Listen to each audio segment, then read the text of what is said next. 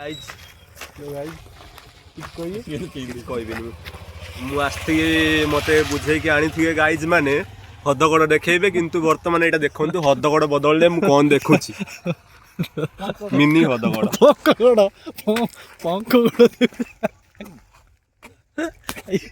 ଲିଙ୍କୁନୁ କିଛି କହିହବ କିଛି କହିବୁ କାହିଁ ମୌନ ବ୍ରତ କରୁଛୁ କି ବାବୁନାଥ ତ କିଛି ପଚାରିବ ଏଇଠି ହାତୀ ମାନେ ପାଣି ପିଅନ୍ତି ହେଗ ଗାଇଜ ଦେଖନ୍ତୁ ଏଇଠି ହାତୀ ପାଣି ପିଅନ୍ତି ବୋଲି ଆମକୁ କାଢିଦେବେ ଯାହା ଫଳରେ ଆମେ ବର୍ତ୍ତମାନ ସେଇ ଦୂରରୁ ଏଇଠି ପଳେଇ ଆସିଛୁ ଏଇଠି ସବୁ ଏଠି କିଛି ଲୋକ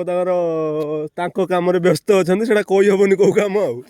ପାଣି ଅଛି ଶୁଖିବା ବି ଅଛି ଆପଣ ଗେସ୍ କରିପାରୁଥିବେ ଆଉ ଖାଦ୍ୟ ଯୋଗାଡ଼ କରୁଛନ୍ତି ଏଠି ଲୋକ ଏଠି ଆସି ମୟୂର ବନୁଛନ୍ତି